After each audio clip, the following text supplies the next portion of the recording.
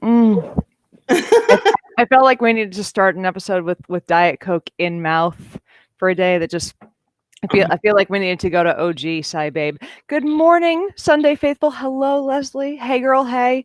We have returning champion, my good friend Tara Haelle. It's hey, girl. Hey to my friend Tara. Hello, Dan Keeling. Hello, Sunday faithful. As y'all are coming in, we're in the thick of things. Shit, you know how way to put it, man. You know how we've been in the shit of things is what we're in. We've been predicting things will be bad, and things are, and it's like, it's funny because I have as though science. Yeah, what? It's real, even if you don't believe. Like, like I have, you believe it or not. I have friends that I swear to God, they must think they were the only ones that were going to fly. Because I have a friend with an upper level science, a master's degree in the same science that I do in forensics. I'm like, I swear to God, they discussed right? Like we didn't discuss germ theory too much with a forensics degree because we're more talking about we talked about DNA quite a bit. You know, DNA was splashed on some crime scenes. We talked about that, so not germ theory necessarily. But if you knew that, you knew germ theory was a thing. Yeah, you understood microbes could travel. Yeah. Like, it's friend with the same upper level master's degree that I do is flying with her 3 children, and I'm like, did you not? And the other question is like, because she's flown before in this pandemic, and I'm like, all right, earlier, random part of the year, I can almost understand. Like, that's a risk you can take when no one's flying, and you can calculate that out and go, I can accept that risk. This is the busiest weekend of the year, and a lot of people are being dumb. A lot of them. Here's the problem, is that we are at the peak of people's fatigue in listening to public health right when it matters the most. Yep. And I blame that on a lack of clear, consistent communication. But I think even with clear, consistent communication, people are just tired. They're just tired. And it's not. They're tired of being alone. They're tired of depriving themselves, which is understandable. I think they're also tired of making decisions. Like Ellie, I saw that from Ellie Murray, an epidemiologist I follow on Twitter who's amazing. And she said it's decision fatigue, having to make constant decisions every day about, is this safe? Is this safe? Is this safe? Is this safe? Like, and I mean, I get that. I'm sure you get messages like this too. Like, do you get messages from people saying, hey, there's a thing I want to do. Can I do it? And what they want is and they want, they want you to say you're not gonna get COVID during this. And like, we can't tell you that. Like, I'll have people started a group called on Facebook. I mean, did I add you to this group? It's called Yay, We're Still Social Distancing. Why aren't you? That's the name of the group. Add me to that. Is it a private? Wants to add? Just send me like a PM on Facebook or Twitter. It's in a place to say, yes, we're still doing this. Like, like everybody isn't, you know? So last, on Friday, I joked that I was considering, because I live in a college neighborhood in LA, and I hear parties constantly in my neighborhood. And I don't know if they've shut down now because the kids have gone home for Thanksgiving or whatever, but like, I'm sure they'll be back after Thanksgiving because a lot of them are just, even though there are no classes at USC, a bunch of them chose to live here. So I joked that I wanted to go to the houses that were having parties and just stand outside with the bullhorn being like, perhaps you hadn't heard, but we're still in a pandemic, and just, drown them out with noise pollution like they've been fucking doing to me during the pandemic. Yeah. And somebody ordered the bullhorn off of my Amazon wish list for me. Oh, wow. That is awesome. So I've consulted with my lawyer, and she's like, have a look into the local noise ordinances, but it's not too illegal. And besides, I like that, like the gradient of illegality. Yeah. The other thing is, if they're throwing a major house party, what can they do? Call the cops on I'm just saying. Yeah. This is kind of one of those bigger asshole situations, and I'm okay with it. Oh my God. Like, but watching a friend who I know, like, the other thing is, and I'm just, if she's watching this right now, and I don't think she is, but if she's watching this right now, her, like, she's very, very, like, she's both a scientist and very, very pro-life. And look, I respect our differences of position on this, but like, girl, you're pro-life and you're bringing a very young baby with you on a trip during a pandemic. I have a friend who's 1 month old, just landed in the NICU. Good fucking luck, chickadee. I'm in the Dallas-Fort Worth area, and I get newsletters from local stuff. Cook Children's Hospital, which is a major children's hospital here in the Dallas-Fort Worth area, they currently have 20 children with COVID in the hospital. That's a new record. Children don't usually get hospitalized much. Thank you, Leslie. She's like, sorry, sarcastic comment incoming. This is my husband's T-shirt, and I stole it from him. But this is why I got married, was to steal my husband's sweatshirts. Like, look, he has it's one of his big old gray cardigans. It's mine. It's the husband cardigan now. Like, I'll never divorce him, so I can keep his clothes. Too much weight is that I wear the same clothes my husband does. It's when I first got together with him, I was a little bigger, and like, we could wear the same pants, the same everything. I'm like, I'm smaller now, and I'm still keeping them. I don't care. They're nice. They're comfy. Hearing that about the local children's hospital, that really, another thing that's different, we have kids, and we have 2 kids in elementary school, and they're doing all virtual. We're very fortunate. I know that not everyone can do that, but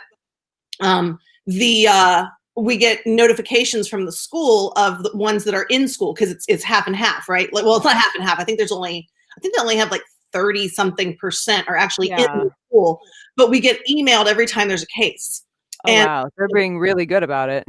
They are really. I've been very impressed. I've been pleasantly surprised, and not because this is a great elementary school anyway for the kids, but I've been pleasantly surprised anyway by the district. However, in September, it was like we'd get one email every other week, right, for one case or something, and my husband was tracking it. We've gotten more than 10 emails in the last few days. I mean, like, you could actually just track by the number of infections reported at our children's elementary school with 30% capacity. It was like, It's like what happened with like the beginning of the pandemic. It would be like case. And like, eventually what we see with the exponential growth is happening everywhere. And with people saying, it doesn't spread with kids, like, no, what you said the last time you were on here, and this is part of the reason I wanted to bring you back on. Like, the scary thing with kids is we don't always know when they have it, because they don't show symptoms as often. So we're less likely to test them. And frankly, if a kid doesn't have symptoms, who wants to drag a kid to stick a nose swab up there? Anybody who knows kids knows. It's kind of like asking, would you like to pill a cat? Like, it's who wants to go through that? I have been impressed in general with schools. I don't think that the cases are, I can't guarantee the cases aren't spreading at the school, but I will say that the majority of the cases appear to be community cases that are identified because of the school, not cases that are spreading at the school. I can't speak for schools across the nation. I can only speak for the little area, but I will say they've been very good about the things that they've been doing. I wouldn't feel safe sending my kids because we have the option not to, and we have, comorbidities in this household. But they have done a remarkable job given what they were up against, basically. So like I wonder. With, like, as you said, a lot of schools it's not as bad because they're at lower capacity. Remember the beginning of the year, there were schools in Georgia full capacity that, like, within weeks shut down. Like, what would have happened if we just opened up at full capacity right away? Mm-hmm. How much different would this story be? And there are people that, because the schools weren't as bad, are like, let's just open it up beginning of the year. I'm like, oh my God, that's going to be and I know I'm almost sure that in some redder states, that's going to be a thing that some places are going to try. And whether it be that the kids are going to get sicker because the handful of kids that do get sick are going to go into hospitals that are overcrowded already, or the parents are going to get it transmitted to them, like, it's going to be a disaster if they're like, well, the kids didn't get sick when we tried it at very little capacity earlier. Let's just throw them all in there now. It'll be fine. Kids aren't little infection making machines at all. Not a thing. Nope. Little snot bags. I wrote the chapter in Okay, this is going to sound like a plug, but I'm not trying to plug my book. It's plug your book, Tara. Plug your goddamn book. You wrote a good book. I plugged it I plugged it on Friday just because it was it was relevant. Oh, is this the vaccination investigation one or the informed? It was the informed parent. Well, actually, I should have plugged the vaccination investigation one because it was a question on vaccines. Oh, well, I vaccines in both of them. So but yeah, it was something for people. Yeah. I wrote it with Emily Willingham, a phenomenal science journalist. By the way, I'm sorry, this is total side. Do you know Emily's new book? I do not know. She wrote a book called Fallacy. Oh. P-H-A-L-L-A-C-E. Oh, yeah, I have heard of it, yeah. Okay. So anyway, Emily and I co-wrote the book together, and we split up all these different sections. One of the sections that I was in charge of was daycare, good or bad, which is not really the question. It's not.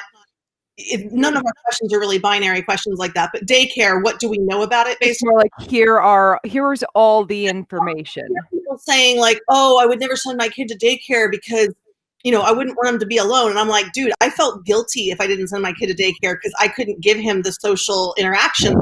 So I mean, looking at stuff like that. But one of the things that we found when I was looking at it was that one of the things that happened is the first year that a kid goes into daycare, the number of illnesses the kid and the family have like quadruples, right? And but the same thing happens the first year after a kid enters any community setting. Yeah, like that's just daycare. Then it happens in kindergarten. Like it happens. Yeah, it's just a matter of when it happens. But the difference, it was a big number. Like it was consistently shown over and over again. Kid joins other kids in classroom-like setting. Everybody gets sick. Yeah, those are just the endemic illnesses that you haven't gotten the colds and whatever, But the stakes are higher now. Yeah, my it's whatchamacallit, like my mom was she was a junior high teacher at one point, and she was a preschool teacher at one point. She's like, I got different illnesses each time, but like it was like her immune system was getting hit with the ones that like the preschoolers hadn't gotten yet. In the same year. Okay. Oh, it's that. Oh man, yeah. I remember getting sick from just all this. Like I was, I want to say I was 7 or 8, like when my mom started working at the preschool, and it was like I got so many things that mom brought home from there. But after having been a teacher and then having kids, like I'm when it comes to like your ordinary illnesses, I'm pretty bulletproof these days. Yeah. Not when it comes to COVID or the serious stuff, but with the everyday stuff, I'm pretty set. You'd be amazed at what, and I mean, you've seen it, I'm sure. My teachers generally have ironclad immune systems if they're not immune. Yeah, that's what when everyone else in the house is sick and I'm the only one who's not sick. Yeah, my mom, like, I could bring home anything. Like the number of times I had a case of strep or a flu type illness or whatever, and my mom's like, she's just the one bringing me tea. She's fine. I had a fever that I got, and we realized like now that I know that like that it's kind of dose dependent, like how much of the virus you're affected or you're exposed to can affect the amount of. It depends on that's not all viruses. Viruses are so friggin' weird. Yeah, right. There was I had at least it appears true based on the evidence we have so far. I have to qualify everything. Right. Yeah. It's like maybe with some viruses, it seems to be a trend, but who the fuck knows? And we don't know what you were experience. But one of my big pet peeves with the popularization of science, I love the popularization of science, obviously. But one of the challenges of it, I think, is people think science is a body of knowledge. It's a process. It's true. It's science. And I'm like, no, science is a process. And we look at how much evidence there is for something. That message gets lost in the excitement. Yeah. It's like science is the process by which we find the facts, and it's like once in a while, like I've seen somebody I know who's I believe an engineer who at one point worked at JPL, like bitching, like, and she's kind of a libertarian nut I was job like, who lost was working at Disneyland, and I was like, wait, yeah, I got this at Disneyland. I'm like, "Yeah, nice." I was like this. She's now like bitching about the phrase "the science says" because she's kind of anti. She's gotten into anti-lockdown COVID denial mode, and it's been very weird to watch. I'm like, bitch, you worked at JPL. How? How Yeah, have you gotten this far into I don't believe this is real mode? yeah. No, I I've just seen that with all kinds of people that are like I've seen that with engineers. I've seen that with I've like seen it with botanists. I've seen it with a weird, people who should be database, but yeah they're not. I don't know. It's people who like Elon Musk a little too much. oh my god, don't get me started on that. Oh my god. When my husband was looking for jobs after he got his degree in mechanical engineering, Mm. SpaceX was one of the ones he considered. Like it was Oh, one of the ones he looked into, and I feel like he dodged nice. the bullet by not going into it. It's I have a friend who works there, and it was or not SpaceX, Tesla, and it was neat because we got to borrow the car once, and then I made the mistake of taking a picture of I didn't realize it was one of the it was one of the company Prototype, cars. like not allowed to Yeah, use it was a prototype. And here's the thing, I accidentally tweeted like because they have a specific name within the company for their prototype cars, and I tweeted the name of like it was just like it's a fuck it. I'm gonna say it here, Elon. You can't come for me. I mean, you can, but what are you gonna do? Like they call them just the engineering cars, and that's apparently a fucking secret. The engineering cars. You know what? If they didn't want you to say anything, they should have had you sign an NDA. Yeah, and they did not. And like, here's the thing: I shouldn't have. I should have known not to take a picture and tweet it. But like, I asked the engineer, "Can I take a picture?" He said, "Go ahead." And he did not realize. Like, I was friends with the engineer's fiance. They got married the next weekend. That's why we were taking a cruise, a pleasure cruise on this thing. Anyways, he did not know what I do. I take a picture, I tweet it. Within minutes, Elon Musk sends an email to the entire engineering department at Tesla yelling who has the car. Um, like at one point, my friend's husband. His job. Oh yeah, well at one point my friend's husband like was a direct report to Elon. Like he's a very much a control freak over there. And like finding all these things out, he's like, yeah, he's not great to work for. So I'm laughing at Patterson's joke. Say what you want, Elon Musk, the guy sure knows how to get rid of a body. Sorry. Oh man. Oh. Yeah, so that's what happened. That's what happened with the one time I incurred Elon Musk's wrath by tweeting a picture. Also, there were not one but two articles written about it online because they thought that this was like an accidental on purpose leak from from Tesla. Because they were like Tesla's had like a bad week in the news, so this is clear. What car was it? It was like I don't even remember. Like this is how you know how little I know about cars and how obviously non-nefarious the leak was.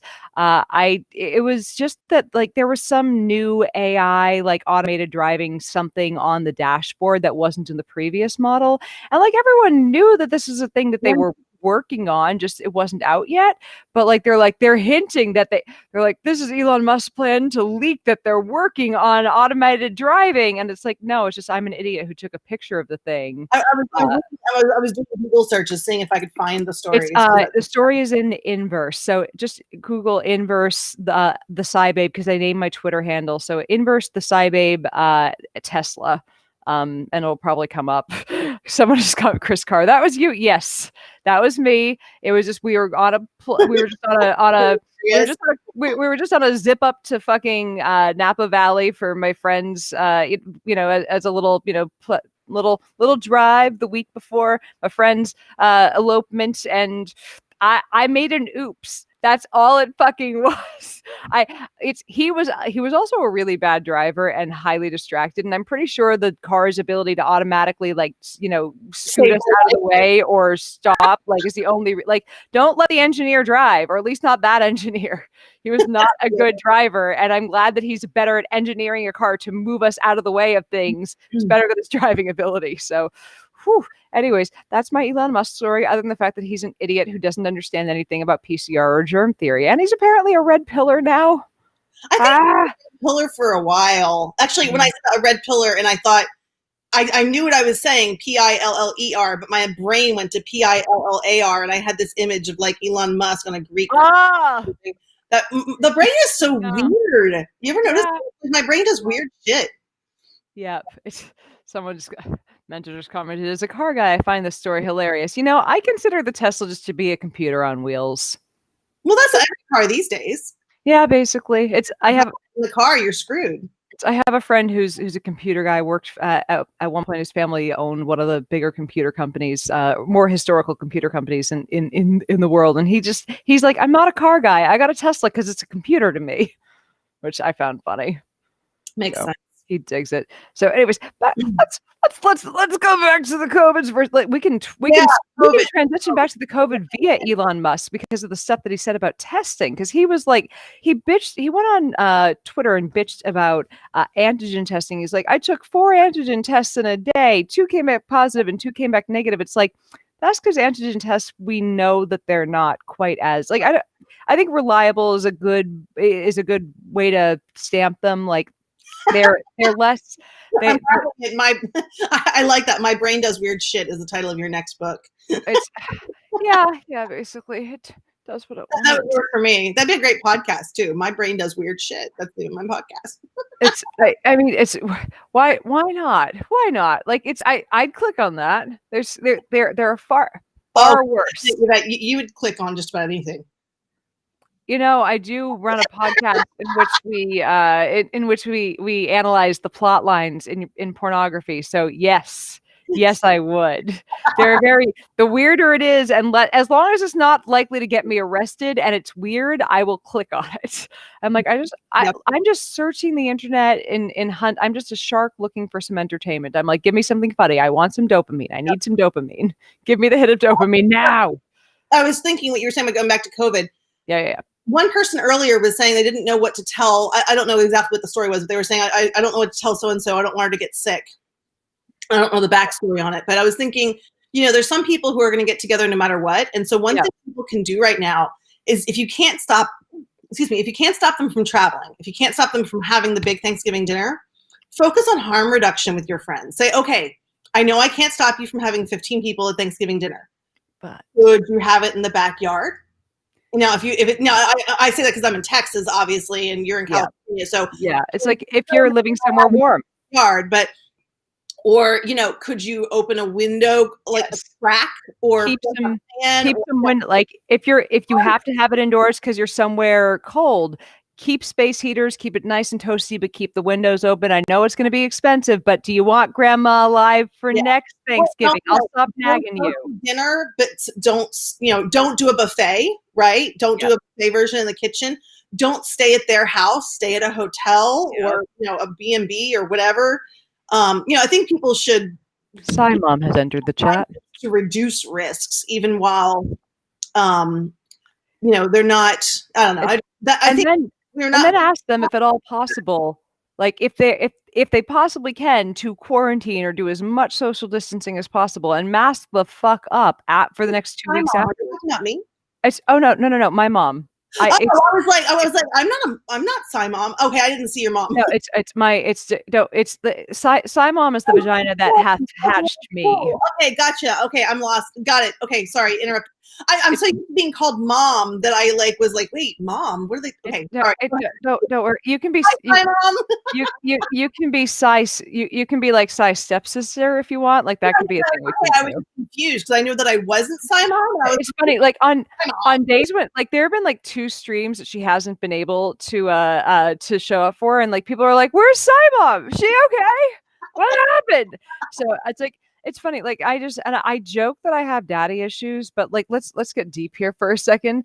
Okay. Like my mom came to like every tournament, every like track meet, everything that I had since I was 11, and nobody wanted to see me do shit athletically. I didn't want to see me do shit athletically. She came to everything. My father had to pick me up from junior high school twice. He had to pick me up from school. Once he was 45 minutes late, and once he forgot entirely. So just to give you the spread of parenting experiences I had from one to the other, I have a great mom is what I'm saying. It sounds like it. I'm really lucky that I managed to work out some of my issues with men in order to have a good relationship with a good man now. So that's, and also that I've been able to parlay those daddy issues into comedy. Cheers. Anyways. Cheers. Just wanted to throw that out. Cool mom, and I'm really and again, my mom's favorite holiday, and I want to throw that out there so that you guys who are also, so I know I'm preaching to the converted. Everyone here hopefully is staying the fuck home, not having giant fucking Thanksgivings. My mom's favorite holiday is Thanksgiving. My favorite holiday is Thanksgiving because holiday is Thanksgiving. It's Christmas without the commercialism and without the pressure to buy a ton of gifts. Holiday. Here's what I love about Thanksgiving. The entire point of Thanksgiving is let's get together with a bunch of people we love about, eat a bunch of food, sit around and talk to each other and be happy. That's the whole point. And I'm a Chevy person. Like my favorite thing in the world is to, and that's people trying to sell like, you know, the dinners themselves, which, you know, all the more power to them if it means less cooking.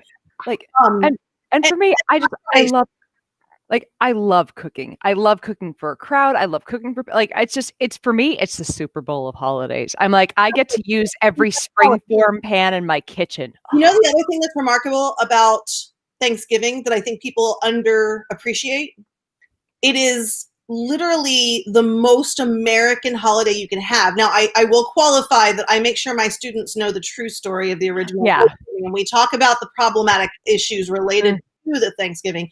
But I remember a number of years ago, maybe 15 years ago, there were two guys that I met that were undocumented from Mexico. I was learning Spanish from one of them, and we invited them to Thanksgiving, and they'd never been to a Thanksgiving dinner. And they were like, well, that's not really our thing. And I'm like, no, the beautiful thing about Thanksgiving, it's for everybody. You're here in the United States, and you are here, you know, being able to work and do things for your family. I don't care how you're working. That's not my business. You know, I don't believe in that BS. Yeah. I said that you can get together with people and eat and be grateful for what you have. Like it's an inclusive holiday, right? Nobody can, you know, like my house is again, the caveat that I'm not ignoring the awful association. You're not ignoring the smallpox blankets, is what you're saying. Yeah, I don't want to like gloss over that because we do not gloss over that in our house.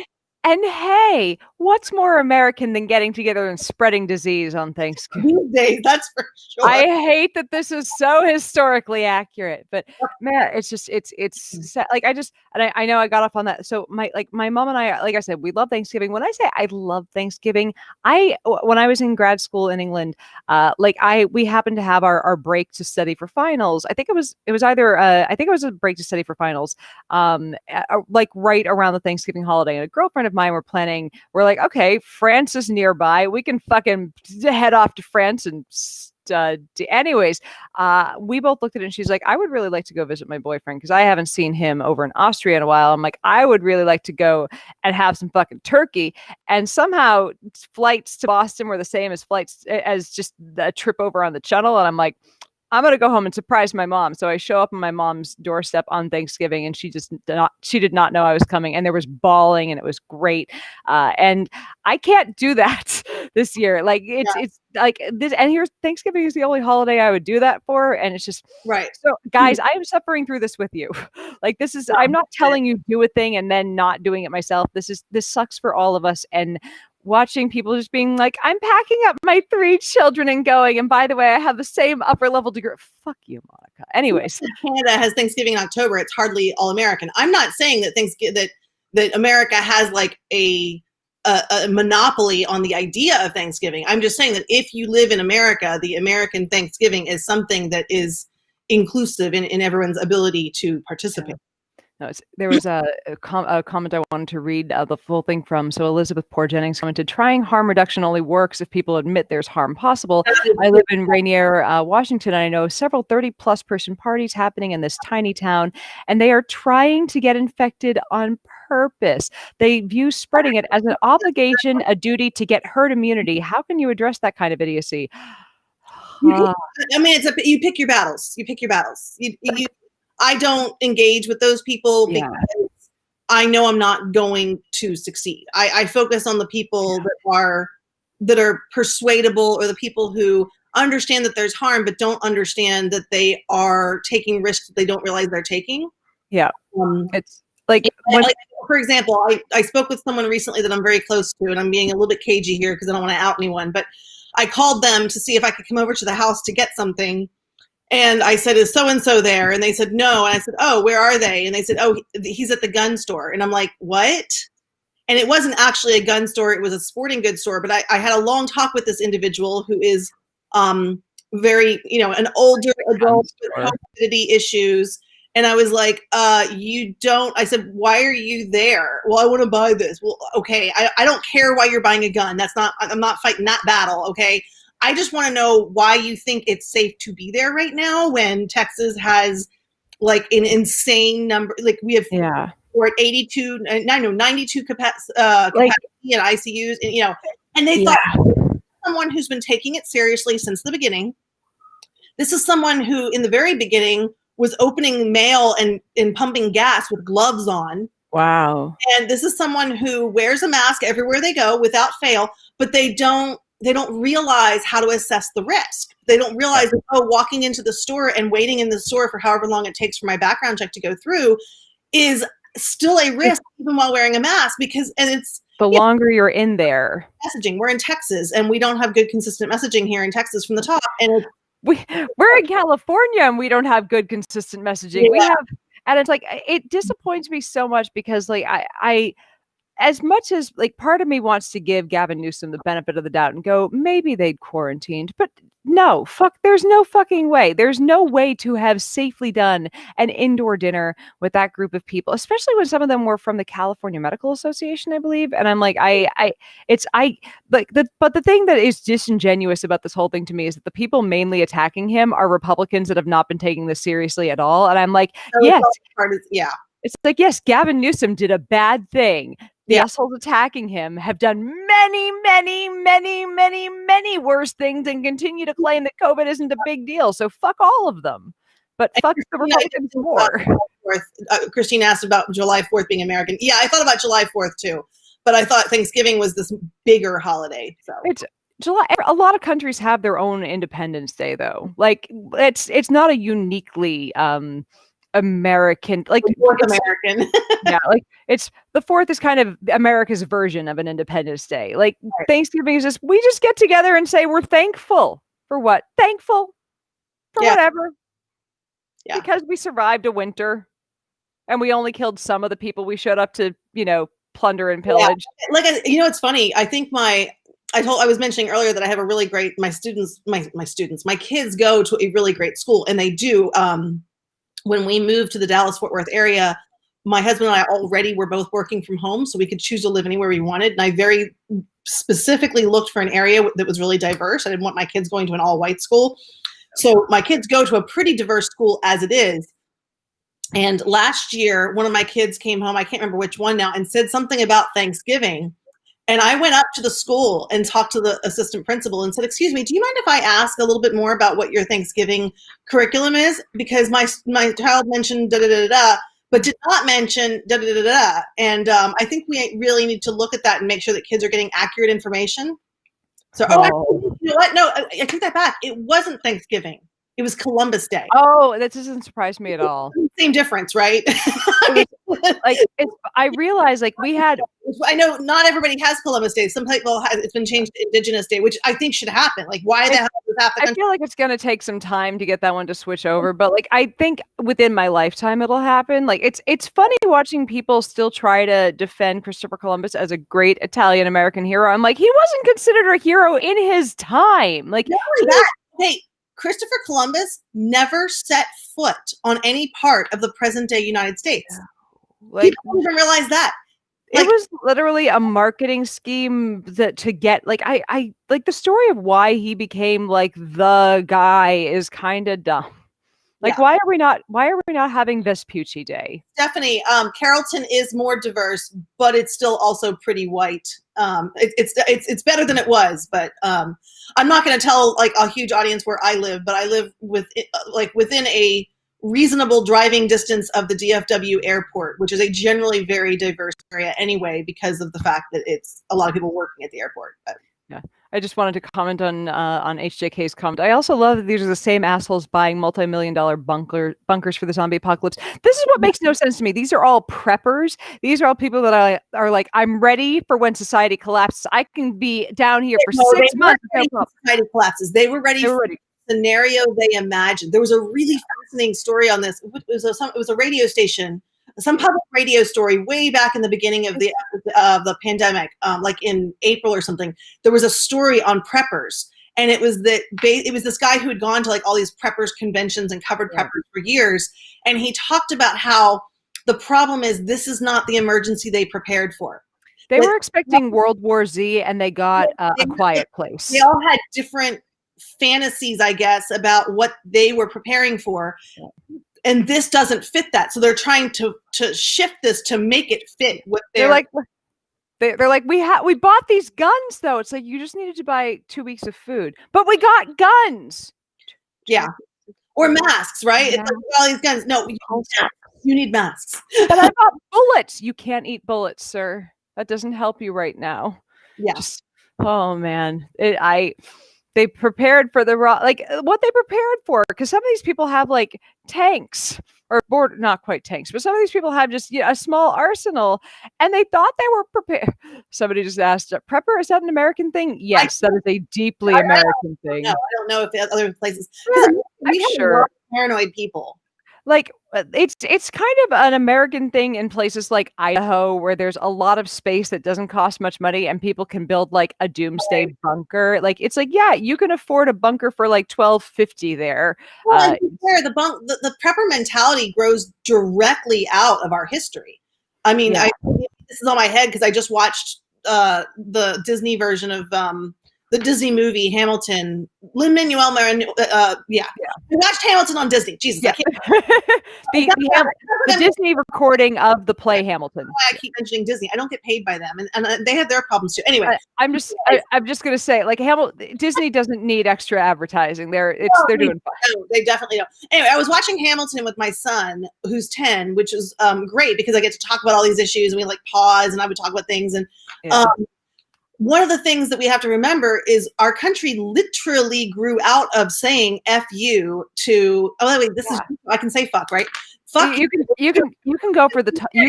You can say "cunt" if you want to. You can say any of the swears on this show. This country grew out of saying, "Yo, George III, you're a motherfucking cunt. Get the fuck out of here because you're tyranny." Okay, that's what we grew out of. So the prepper mentality kind of grows out of that, right? Like this fighting.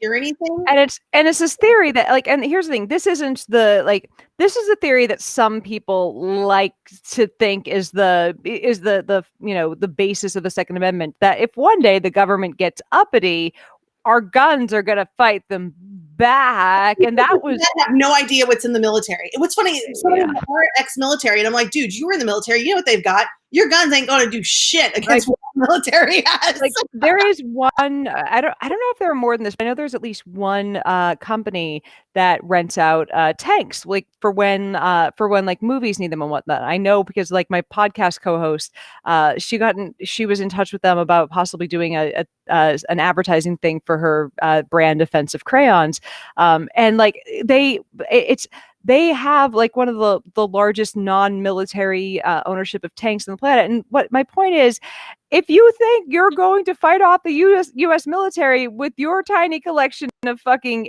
you have 3 AK whatevers, they have tanks, they have missiles. You're not gonna beat the U.S. military. And the thing is, they think their guns are going to protect them against the U.S. government, which is not the most. But here's been the most confusing part. The people that are prepping to overthrow the government, not that they're prepping to do that, but in case they have to, they're taking up arms to protect the police, or have been. Protection. That's what I don't understand. I'm like, I always thought that they were saying they would do the other, and now, Well, and here's the other thing. Here's the other, like, they're saying that they want all these guns to protect people, right? It's really easy to protect people right now. Stay the fuck home and wear a mask. Yeah. Okay? It's really easy. If you actually care about protecting people, I don't care how many guns you have. I really don't. My family, I grew up around guns. I was 7 years old or something. We have guns in this house. Like, I don't really care if people own guns. Yeah, my cousins in Canada are all hunters. They have guns, and it was just a thing that they didn't talk about, except for the once or twice a year they went hunting. Right.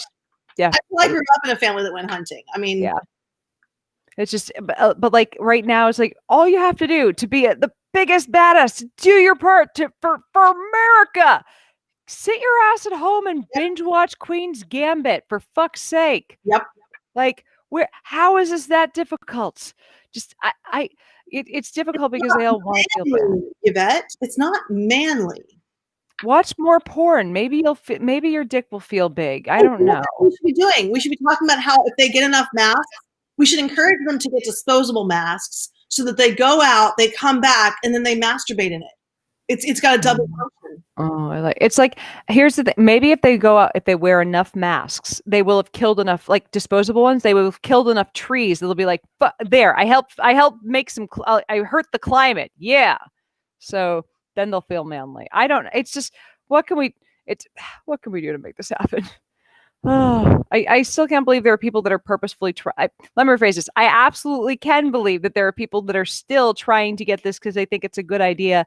But like, and you and I both know that this is going to happen, right?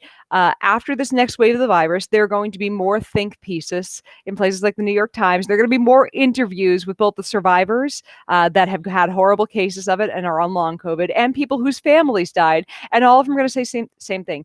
I didn't think it was real because nobody on my timeline said it was real. My family didn't think it was real. The media I watched didn't say it was real. And then it happened to me.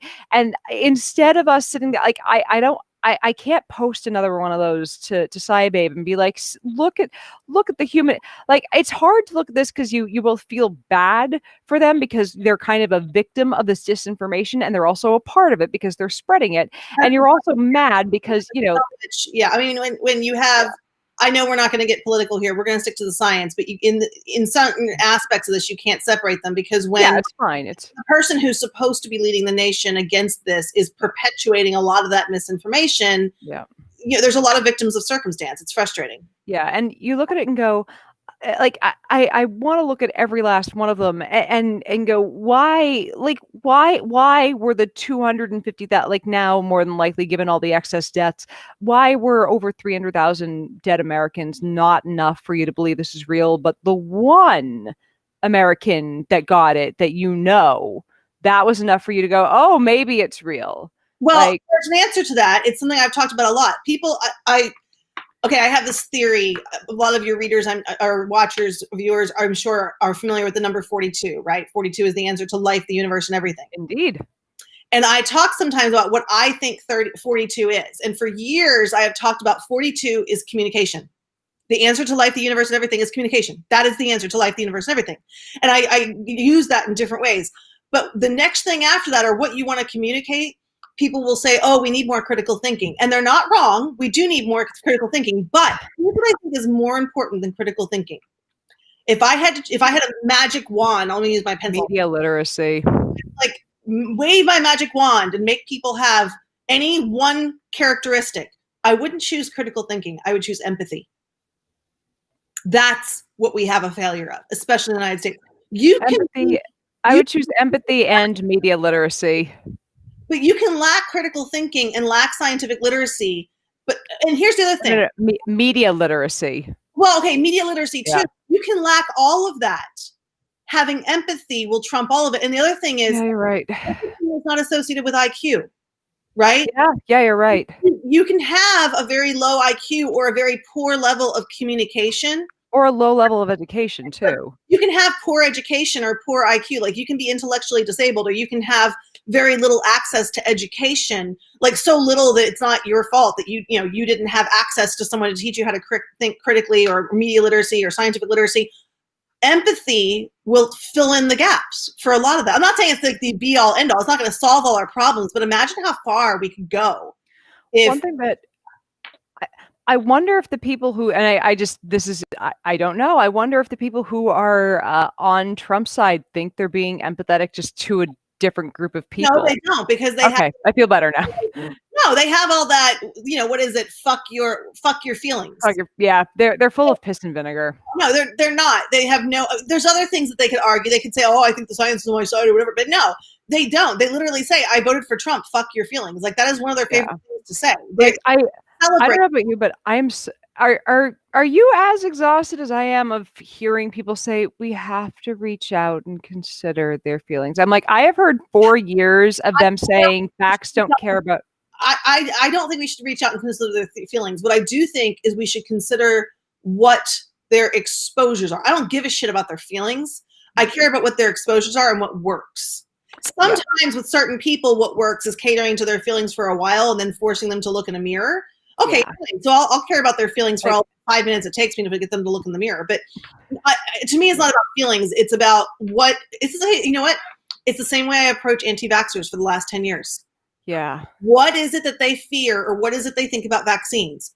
What values underlie those misbeliefs? How can I take those values and reframe them in a way that shows that it's concordant with vaccine science? Yeah, I mean, the thing approach people who don't, and when I say anti-vaxxers, and that's actually not true because I don't engage with the true anti-vaxxers. No. The vaccine hesitant people or the vaccine refusers who don't understand, you start with what is their belief system? What are the values underlying that belief? And how can I shift that framing? Yeah, like the thing I've been doing with people who are not, because I don't have any like quote anti-vaxxers when it comes to the COVID vaccine here. I have people who are like, look, it's only been a year. I have questions. And the way I say it, when people are worried about, long-term things where people are like, I'm worried about side effects. I'm like, look, you're not comparing the vaccine to getting nothing. You're comparing the vaccine to the inevitable getting COVID. And the vaccine, people are experiencing some side effects, but they are these minor side effects of feeling a little malaised for a few days, of getting a fever for a day. Some people are getting a sore arm. Some people are getting no side effects. And there have been no major side effects recorded in 40. And I believe they've had 40-some-odd-thousand people in the trial so far. So that means over 20,000 people have received it. No major side effects. And I don't think there's a single vaccine so far that they've found long-term side effects in. So I don't see that. I'm not even worried about that at all. So I think when people look at this and go, can please tell me I'm worried about you have to compare the vaccine to COVID, not to zero, and going, I'm worried about worry about what the long-term side effects of COVID could be. Death, ground glass opacity in your lungs. These long haulers that people they forget this vaccine is brand new. Okay. Yeah. Many people are unfamiliar with something called subacute sclerosing encephalitis, SSPE. Well, I'm unfamiliar with it, so walk me through that. So this is something that happens in people who get measles.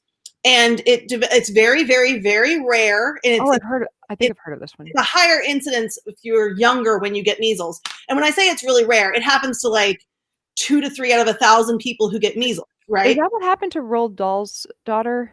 No. Because here's the thing, it doesn't happen when you have measles. Okay, gotcha. People who recover from measles, and then 3, 4, 6, 7 years later, they start to develop this. It's like a mental breakdown. It's essentially, the best way to describe it is Alzheimer's in a kid. And it's, oh my God. And it lasts for like anywhere from 5 to 10 years.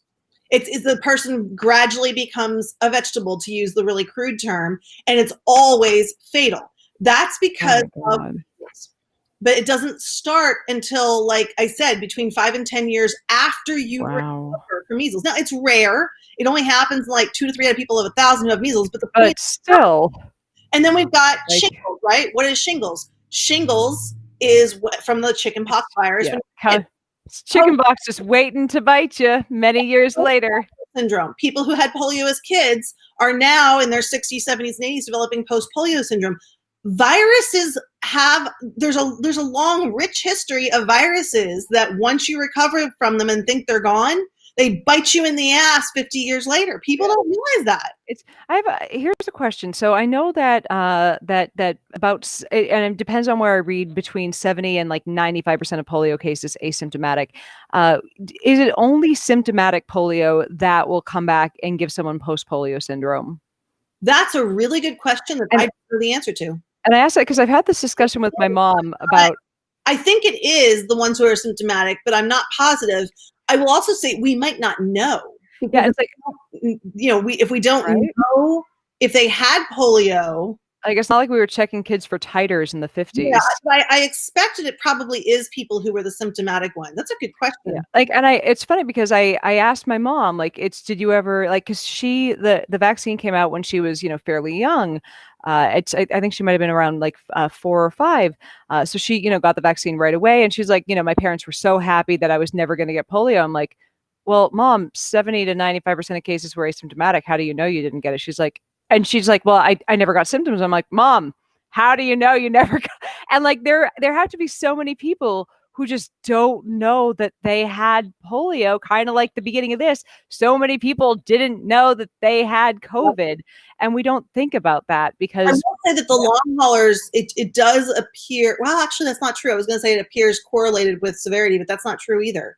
Because there's people who never had a severe case, but it just never goes away. yeah, it's kind of people who have, I like to say the solid mild cases, like the ones that aren't so bad that you're like, fuck, I think I might need to go to the hospital. But like the 3 week, the ones that look like a really, really vicious 3 week flu, that kind of linger for a while. And those are the ones that's what terrifies me. Because I'm young enough, I'm at a healthy enough, like, let me rephrase this. I have a zillion chronic conditions, but they're not the types that seem to make COVID worse. But like the age group that tends to get hit with long COVID the most is 30s, 40s. I noticed that, yeah. I want It's to answer one question, or no, it's not a question. Akiko. Thank you. Akiko Abe, I'm sorry, said he's got to get Shingrix. If you're old enough to get Shingrix, the shingles vaccine, get it on a Friday afternoon when you don't have plans for the weekend. Oh, is it? It's a great vaccine. It's highly effective, but it's also highly reactive, and it will knock you flat. It's one of the more I'd heard that. vaccines, and I say that because I think people need to be prepared for it. It does have a high adverse event. It's all short term. From what I understand, like, and I could be misremembering this. I read this from Paul Offit somewhere. It's like an ultra high dose of the chickenpox vaccine, kind of. I mean, that's kind of, but it's just, we know that it's the, I think the adjuvant that's in it, if I remember, I don't misspeak, so I don't remember, but it's very effective. But to be very effective in older adults who already have immunosenescence, the aging of the immune system, Yeah. you have to really give a shot to the system, quite literally. And I think it's important that people know before they get the Shingrix vaccine to be prepared to be in bed for 2 days feeling like crap, maybe with bad nausea and a headache. Oh, Jesus. And it knocks you flat for a couple days. It's still good to get it, but people need to be aware of that so they can prepare for it. So it's Star Starling just asked, should you get the Shingrix vaccine if you've never had the chickenpox? No, you don't know. I mean, it's not impossible to get, but it's really unusual. I mean, you should definitely get the chickenpox vaccine. Yeah, I would agree. And that will hopefully prevent both. So please, it does actually. They've shown that. And this is why parents who are like, why should I get the chickenpox vaccine? Harmless childhood disease? No, it's going to stop 2 diseases if you get your kid the chickenpox vaccine. Here's the thing about chickenpox, people are like, oh, well, I had chickenpox, so it was fine. Yeah, you were. You know what? MRSA didn't exist then. Oof. People forget about MRSA. Oh yeah. You scratch. We have more super bug antibiotic infections today. It's easier to get infected with chickenpox today than it was when we were kids. Yeah. Yep. And I remember having a very bad case of chickenpox vaccine. I'm like, no, chickenpox by itself is not that bad. Yeah, can make you go blind. This was something that my I have a doctor advisor over here for SciBabe, and one thing he said early on about about COVID, and we've tried to find diseases to compare COVID to that aren't the flu, because nobody gives a shit when you say it's like the flu. He actually compared it to chickenpox as though it were dumped on the earth right today and nobody had immunity, not in terms of how we feel when we have it, but in terms of how different age groups react to it. Because COVID, when a kid gets it, much like the chickenpox, almost always completely fine. When an adult gets it, and the percentages are different, obviously, but the older you get with chickenpox, when you get it, the more likely you are to have a really bad case or die. Yeah, chickenpox is much worse as an adult. And we seem to write off COVID because it's like, well, kids are fine, but like, why do we write it off? Just like when kids are fine, when people in their 30s, 40s, 50s are suffering with this. It's not, it seems really odd. So I just, I do want to say, I think I mentioned this before we started, that I wanted to talk a little bit about the COVID vaccine. Obviously, absolutely. that we're looking at right now that are furthest along are the Pfizer, BioNTech, and the Moderna ones, and they're both very similar. They're both messenger RNA vaccines, and then AstraZeneca is not far behind. Both of them, all three of those are looking good, especially the first two are looking like 95% effective. One thing I think people need to understand about those vaccines, let's assume, we haven't seen all the data. Let's say that the data holds. Let's say that they really do end up being 95% effective. They're 95% effective at preventing disease cases. Yeah, it not mean that they are effective at preventing transmission. So when we start getting the vaccine, let's say that like more than 50% of the country gets vaccinated, right? We're at like the mid stage of vaccination in our campaign. We're still going to be wearing masks then. Yeah. People need to realize that the vaccine becoming available and people getting it doesn't mean, okay, now we can all go to, Dave & Buster's and and spend the whole time there with no mask like we would normally. And that people need to recognize that masks are not going away anytime soon. Yeah. Like after you've gotten the vaccine, like here's the thing, until I know, like even after it, because I don't know if I've gotten the vaccine right now from J&J or if I've had the placebo. I'm leaning, like I'm going to act as though I've had the placebo because I'm not an idiot. But like I'm still going to just like, because other people in the country won't know that I've had the vaccine. I will keep wearing my mask. Like, why be an asshole about it, But I mean, even if you all did, until we can reduce, until we reach either herd immunity or we reduce the R naught number to below 1, you can't say what a lot of respiratory disease vaccines do a great job at preventing disease, but they don't prevent transmission, and they may not prevent infection. And influenza and pertussis are good examples of that. Like basically, do you still quote get the disease, but because your body can fight it off, like you'll have it in your system for a few days? It's the difference between infection and disease. Disease is Gotcha. actually like infection is, does the bug get in you and start to replicate? Gotcha. Disease is the actual exactly. And everything else that goes along with it. Not get disease and not know that you ever got the infection, and you could even transmit it and not know it. Huh.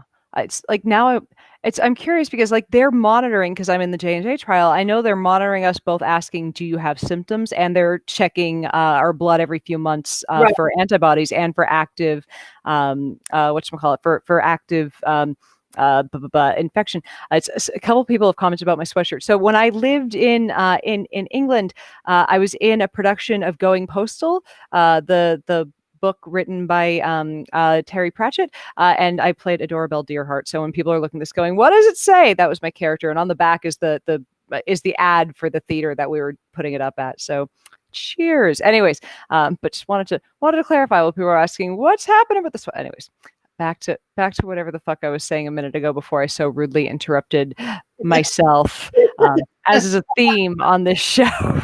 Where were we? Vaccines on J&J. So I'm not sure if when they how they're I think they're doing some combination of this person, number of people that were tested positive and / number of people who had symptomatic cases. So I'm not sure what the exact calculus is on that. What you can look up the protocol, but most of the trials are doing they're using either the WHO or the CDC case definition. Yeah. And they're looking at preventing cases, but they're gathering the data to be able to look at the other stuff. The problem is that it's really hard to know about transmission for 2 reasons. One, you would have to be doing serious contact tracing that we just don't have the manpower for to be able to figure out who gave what to who. So you wouldn't know if you got the vaccine and then you got the infection and gave it to someone else. You'd never know that. The only way you can really tell if it prevents transmission is, well, I don't know if it's the only way, but one of the major ways is knowing what the correlative protection is. The correlative protection is knowing what the number of, what antibody titer number do you need to prevent infection. And we don't know that for COVID. We to be fair, we don't know that for most vaccines. Like yeah, it's like basically we don't know the correlate of protection. So and I mean, I've talked about it on this podcast before. How they're kind of estimating the efficacy. It's like they waited for 150 people to get, or they haven't gotten this many sick yet because it's not the end of the data collection for any of them. But it's like wait for 150 people to get sick, figure out how many of them were from the placebo group and how many were from the vaccine group. If it was about half and half, they'd be like, this vaccine doesn't work for shit. But if it's like 140 out of 150 were the placebo, you probably have a vaccine that works pretty well. Yeah. So I'm going to answer a question. I think it was Lynn Martinez asked about if you get the vaccine in a 50-50 group, can you get another vaccine? Is there an issue with taking two different vaccines? The answer is not in terms of adverse events. You're not allowed to, is what it comes down to. Like, you're out of the trial if that happens. Like, basically I can drop out of the trial if one becomes available. But like, I'm hoping there's a rumor that Pfizer is going to unblind it and let the people who were in the placebo group get the vaccine, because they're like, hey, you already signed up for the study. More data. They need you to go long enough to know what the infections are, but as soon as they're able to give you the vaccine after that, they're going to want to. Yeah. Fingers crossed. I will also say, I don't know if her question was about the protocols for the vaccine or if it was about if you can take multiple. Yeah. If the question is, can you take multiple vaccines? Is there likely to be an issue with having taken two different vaccines? I do. No, she said there's not, because what's most likely to happen is that the second vaccine won't have a big effect because you'll already have the antibodies and it'll blunt the response. I'm not sure if you're asking, is there if there's an issue? Let's see, because I'm not. It could be that you're. Let's see. I'm scrolling down to see if she's asking a different question than this. Like, it could be that she's asking if there's an issue taking the vaccine with the trial, or an issue with your body having those two vaccines. Yeah. It's either way. It's the issue with the trial would be you have to drop out, and the issue with your body, there is no issue with the body. And our good friend Jamila popped. Now I want to just be like, Jamila, here's the link. Come join us. Hey, join us. If she's I don't know if she's probably like, no, I'm in my pajamas. I don't want to come. Jamila, if you want to join us, just okay. Lynn she just clarified. Are they likely to interact with each other? No. They're not likely to interact with each other. What's more likely is that the second vaccine is not going to induce as much of a response because the body has already developed a response. It's actually there's an analog that can make a lot of sense. The reason that babies get measles vaccines at 1 year or at the very earliest at 8 months old is because the measles vaccine is not effective. It's not about safety. The measles vaccine is not effective before 8 months. Oh, I didn't know that. Yeah, because the mother gave the baby measles antibodies. And so the maternal antibodies that the baby still has, if you give the baby the vaccine at 3 months, the MMR is not going to hurt them. It won't do anything because they already have measles antibodies, and the body's like, oh, been there, done that. I've seen you. We already got some of those. We don't need more. And the baby just won't respond to the vaccine. They won't produce antibodies because they already have maternal antibodies. So the same thing would happen with the COVID vaccine. If you already have the antibodies, the body be like, oh yeah, seen you already got my army for you, go away. Like it's not going to do anything because it's already got what it needs. Well, I'm slightly distracted while I'm in the midst of messaging Jamila the link to come join. Okay. This is what happens here. We're freewheeling it today because we need. Look, why not? We can have an extra person. We can have 3 wonderful people on the show today. Why not? We can do this. I'm so excited. We're having a threesome today, people.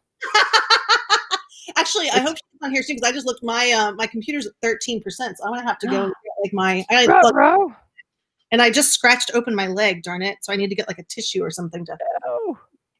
But yeah, someone said that they hope people realize it's not an instant green light to go, not to go back to taking precautions. And yes, exactly. That's a really good point to remember. Just. I've been on my soapbox about a couple different vaccine things. One is it doesn't mean everything goes back to normal immediately. Another is, and I've heard this over and over from public health people, and I think it's worth repeating, vaccines don't prevent shit.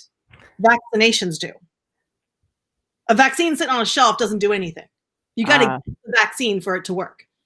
I just love that, the simplicity of that statement. Like, vaccines don't prevent anything, vaccinations prevent. Gotcha. And then another thing that I think people, I hear all this worry about the anti-vaxxers and vaccine hesitancy, and down the line, a year or two from now, we might be concerned about hesitancy. That is not our immediate problem. Yeah, it's we drive that home every. Ooh, I see it. I see you, Jamila. I see you, Jamila, coming into chat. Is she coming in? Awesome. I just need to buzz her on in here. Okay. Just waiting for video to be online. Yes. I can't see her yet. I just see the Pay for the Dirty Jokes thing with the cats in the lab. I hear a voice. I can see. Let's see. I can't. Oh, we can. I can hear and see you. I can see you. I see your little head in the lower half, and I see a bunch of wood paneling above you. We're getting there. We're making this work. Okay, since Jamila's here and you can talk, I'm gonna run and get my my power cord because I haven't. I need to go do the thing. We'll be here. Jamila, can you hear me? Can you hear me over there? Hello? Hi, I can see Yvette now. Uh-oh. I can hear you. I hear you. Okay, we can hear each other. We're good. I can see you. You can't see me. Yeah. Ruh-roh. Hey. Oh wait, you can see no, me. I can see you. Ken. No. Okay, good. Yes, we're functional. I can. How have you been, my dear, through this? We haven't we have not been in view of each other since Doucheface was voted out of office. Things are less horrible. Oh my goodness! Did I best birthday present in the world? November 7th. Oh, November 7th. Woohoo! It was called on your. Oh my god! It's madness. Oh. My birthday is? Yeah. My birthday is January 20th. Oh yes. Nice. And I spent all day just reading. It's we had leadership that would allow together and birthdays with people we care about, but oh well. It'd be nice. We can hope. We can hope. We're the joke from Jason is cracking me up. Zoom meetings are like seances. Are you there? Can you hear me? Yeah, basically.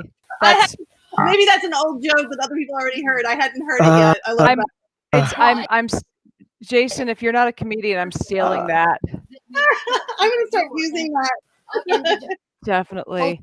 Oh man. So we were saying right before we decided to turn this into a threesome that we're the one thing that we don't have to worry about, at least for the first year, is anti-vaxxers, because we're not going to have enough vaccine. Like we're gonna be working on distributing it to people that we won't have right away. Who wants them in the beginning? I mean, I'm not sure. It's not. There's still going to be like the misinformation they're promoting, and I think we will reach a point where vaccine hesitancy is an issue where people are uneasy about it. But I don't think that's an immediate problem. And I was getting really frustrated with the media wanting to jump all over that. It was like they were stuck on this template from talking about childhood vaccines. Mm-hmm. And I was like, that's not the big issue here. Like, that's not, it's like they were stuck on this narrative because that's what they're used to reporting on vaccines. And I was like, now disinformation, misinformation is still going to be a problem, but vaccine refusers, that's not high on our list right now. No. Hold on a second, scrolling through, trying to find another comment in here. I see like the first 5 and then it goes by, so I have to read really fast. Yeah, for me, it's like I see 16 comments I want to reply to, and then I miss a bunch of them, and then I get distracted by one saying, "Your ears are super cute." Thank you. Thank you. I glitter gunned them myself. That's what scientists do in their free time. They put glitter glue on their ears. Somewhere is my coronavirus hat. You have a coronavirus hat? Not exactly. Okay, this is really hilarious. I just realized it's it's a Disney crown. a Disney crown. I'm not getting paid by Disney. But no, it's like this crown that has these little things on the top, and I used it when I was talking to kids to describe the coronavirus. But I don't know where it is. It's not sitting on my desk anywhere, so it probably is. I don't know where it is. I do have a coronavirus though. I'm gonna go get it. You have a coronavirus. I have a coronavirus. You have a She has a coronavirus. Jamila, what are your plans for Thanksgiving? So,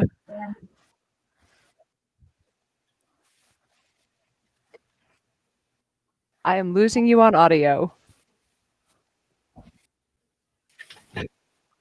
Okay. Oh, well. You know,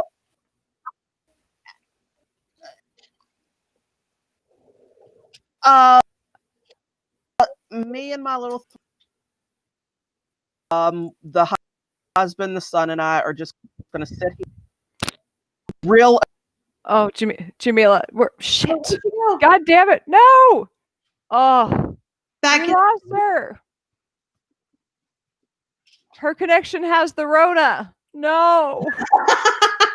Let me just come back. Just gonna shoot a message. Come back. In and out a few times too. Maybe it's just a bad. And I was at the time, I'm gonna go soon. The sad thing is if you guys remember the day that I had her on, my connection kept fucking fritzing out, and she just took it like she's just handling questions. She was good. I've had a few times where I've had like my connection fritz out, and like the guests I had on just happened to be like, they were fine. They're like, I got it. They were pros. Yes, Kelly, I have the mask. Well, actually, I don't have the one that has the Rona on it. I have the one that has all these other little things on it. I think it's in my car. I don't remember where it is offhand. But yeah, here's my Christmas ornament Rona. And Rona. Here's my other Rona. It's so cute and adorable and less terrifying than the real thing. Definitely less terrifying than the real thing. Not that that takes much. Yeah, yeah. Right now, it's. Yeah, I don't know. Has she? It's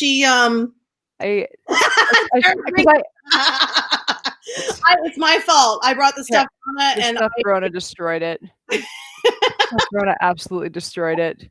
So that happens. It happens. Look, the Rona destroyed the stream forever. Oh, I should have stayed and left be. And I got. They're asking where I got the plushies from. Giant Microbes. Oh yeah, I love Giant Microbes. I spend way too much money on their stuff. Oh man! At one point, I worked at the Museum of Science Boston gift shop, and I loved like the little microbes. I love that we had Ebola and flesh-eating bacteria. If I was mad at someone, I would definitely throw the necrotizing fasciitis at them. I'm like, I have a bit of that. Little mini ones. I have the 20th century plagues, which has it has Zika, SARS.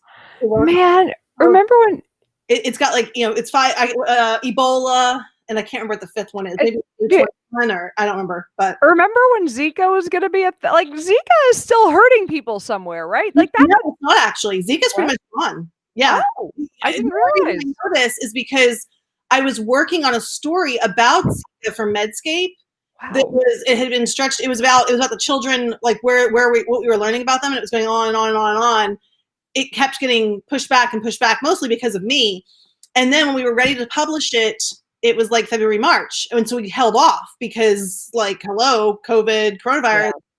And one of the reasons that we were holding off initially is I was trying to get information on whether Zika was anywhere else at the time. And there were no active outbreaks of Zika at that time and hadn't been for a while. It pretty much was it came and it went. And it doesn't mean it's gone for good, but yeah, it is not infecting people anywhere right now. Wow. That just fucking came and went. Yeah. It's weird. That was not what I expected to like. Well, I mean, it was vector born, right? It's a mosquito. Yeah. So maybe once the mosquitoes died, there was no mosquitoes left over to continue. I mean, you need a reservoir. So people got over the infection, and then all the mosquitoes that were carrying it died that season. I'm guessing. This is not. I don't know the reasons, but No, I mean that's not that's a fully valid a suggestion for that. It's like perhaps they killed off they did a good enough job of containment on those outbreaks that they managed to get through it. Completely valid idea. So it's weird thinking, oh fuck, we had this thing that was giving us a lot of children born with deformities, and we were terrified, and this was going to be the next big plague, and it's just gone. We still do need to worry about the next big plague. We're entering sort of the age of plague. This will not be the last. I don't know when the next one. This is the big one that we knew was coming for years. That everyone kept saying It's not if, it's when. It's not if, it's when. And now it's here, but it's also not the last. The question is whether we'll learn enough from this to, I don't know. I see Jamila is in the green room, but I don't see her camera on. And she just jumped back out. Don't. I'm guessing she probably has connection issues of some kind. Yeah, back in again. I'm like, I'm waiting to see if her camera is on. Just perhaps, but it's like my connection is a little low today. It looks like her connection is, because I can see. Oh God, her network connection is at a 0 out of 10. Yours is at a 10 out of 10. Mine is at a 1 out of 10. So let me see. I will have to go here soon because I promised my kids I would make banana bread with them, and then I have articles to work on. You're a better human than me if you're making banana bread. So I'm going to try to bring Jamila in here and see if this is. Oh shit, she just. This is horrible. I'm sorry, Jamila. All right, I'm so sorry. I love you. Time with all three of us. I'm gonna bring you on just so people can see your blank screen for a moment. Jamila, people love you. Anyhow, the people love you and want to see you is what it comes down. Let's do this again in like a week or two with all of us from the beginning. Yes. You can hear me? Yes, we can hear you. This is good. So let me say this. Number one, I love Babe. I love your audience. Tara, I have been referencing you all over because I'm working on some stuff right now about how state governments have been politicized away from being able to put out good information around this vaccine. Also, you might know I'm Black, but you might not know.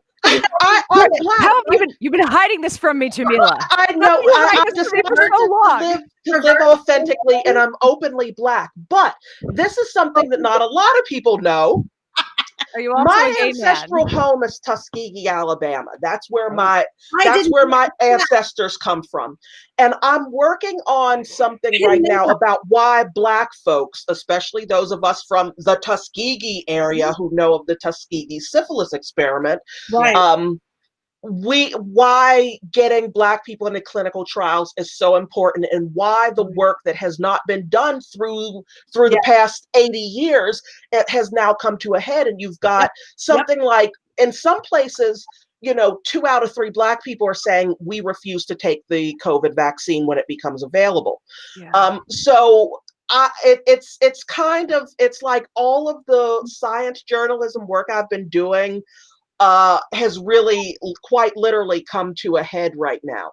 So I got to get on the phone with you, Tara, about some stuff in Pennsylvania.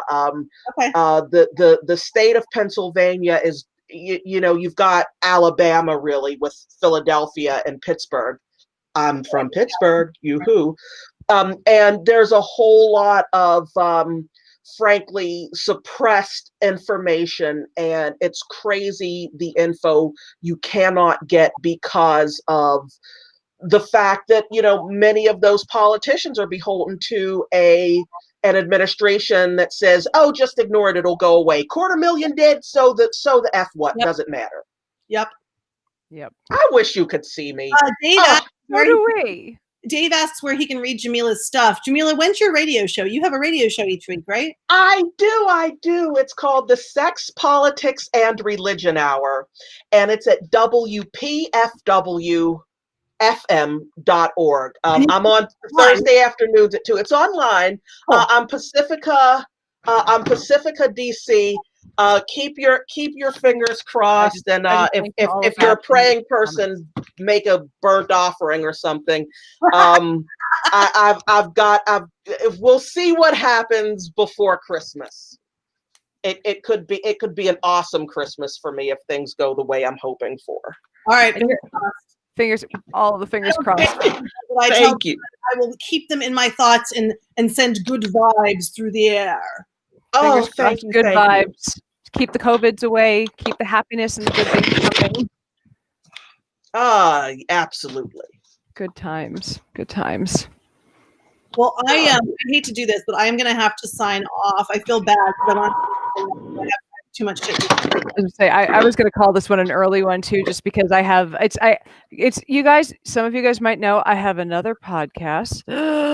I'm cheating on you guys with another podcast, and I have a lot of Patreon calls to go do for that one today. So I gotta go do the thing. So anyways, thank you, Jamila. Thank you for joining us. I know I already plugged where people can find you. Now, quickly, Jamila, other than there, where can people find you over on the Twitters if they want to hunt you down? I am very easy. 4 letters, J-Bay, J-B-E-Y. And I'm going to have to tweet more. The overlords who help me pay my mortgage say, you don't tweet enough. So and you're one of the funniest. Like I look forward to your posts on Facebook. Like and on like you need to give that to the not that I'm telling you what to do, but the universe deserves more of you. Thank you. Thank you so much. I'm actually, in all honesty, getting an MA in comedy writing and satire from FU. I say Falmouth University, but the British say that's not how we say it. It's Falmouth, Jimmy. That's Falmouth. But yeah, so I'm actually studying why so much of what's happening historically is going to be hilarious in another 5 to 8 years. So it's everything. It's everything I've ever wanted. And my mom who's got 3 other daughters. You know, I'm daughter 2 of 4. My mom, who always used to say, you know, I've almost got a matching set. 75% of my children have advanced degrees. And then everybody would look at me. And I'd go, yeah, Mom, you got work. Only 25% of your kids have lectured at Harvard twice. So now I get to make my mom happy and give her a matching set of all of my daughters have advanced degrees. So there we go. And you're going for something completely off the beaten track, which exactly. Comedy at FU. All of my stuff says FU on it. So I win. As a scientist who tells dick jokes, I couldn't love this more. So this makes me so happy. Before we take off, Tara, where can people find you? You can find me on Twitter at Tara Haelle, TaraHaelle, or Tara Haelle, as in the magazine. I write for a shitload of places, so you can just Google me and stuff will pop up. But most of my writing right now is at Elemental. I might be doing a newsletter soon, but I don't know yet. Good time. Anything you want to learn about me, you'll find out on Twitter. I'm also on Facebook, but I'm really shit at updating it, so you're better off finding me on Twitter. I think you guys should just do what I do and start a Facebook page and post long-winded rants. I have a Facebook page. I just don't remember to do shit on it. I have. Like the reason I do my long-winded rants on Facebook is because more humans are on Facebook than anywhere else, and that's where people share my shit. Mostly, I mean, I post like stuff on my personal Facebook, and I do have a lot of those actually are public. If people want to find, they want to follow me on my I have my Facebook page, Tara Haelle Journalist. I have my personal profile, and I do a lot of public posts from there, but it just varies. It's funny because like me, I'll do this thing where I'm like, if I don't know if something will do well on my main page, like I'll workshop it over on my personal profile. It's like, okay, people didn't get mad at this. I'll post it to Cybabe. To be fair though, it's a lot of work to build up an audience on Facebook, like because of the way their algorithms work. Oh yeah, the algorithm was great when I started. Like if you have to. And so it's most of it is just me not wanting to put in the effort of trying to build an audience there. So that's, yeah. Like if I started Cybabe today, the exact same everything, it would not be the same. Like if Food Babe was doing the same thing today, if I was like, I'm going to take this would not have all happened. I hit the algorithm when it was best for what I do. Anyways, guys, we're gonna call it a day. I'm probably, just because things are so nuts this week and it's Thanksgiving and I'm going to want to relax in the middle of making a zillion pies and cakes and cheesecakes, we'll probably do a quick midweek, hey, how you doing Thanksgiving stream. I love you guys. Drop into my Patreon, PayPal / Amazon wish list if you want to, keep me afloat / covered in sugary things. I love you guys. I will see you later in the week. Bye. Love you. Bye-bye.